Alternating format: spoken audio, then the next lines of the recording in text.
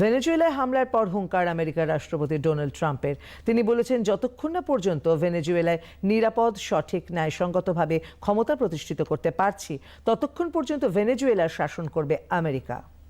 We're going to run the country until such time as we can do a safe, proper, and judicious transition. So we don't want to be involved with having somebody else get in, and we have the same situation that we had for the last long period of years. So we are going to run the country until such time as we can do a safe, proper, and judicious. Trump আরও বলেছেন, ভেনেজুয়েলার বিশাল তৈল ভাণ্ডার ব্যবহার করবে America.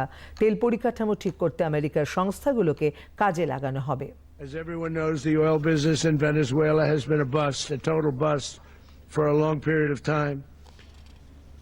They were pumping almost nothing by comparison to what they could have been pumping and what could have taken place. We're going to have our very large United States oil companies, the biggest anywhere in the world, go in, spend billions of dollars, fix the badly broken infrastructure, the oil infrastructure, and start making money for the country.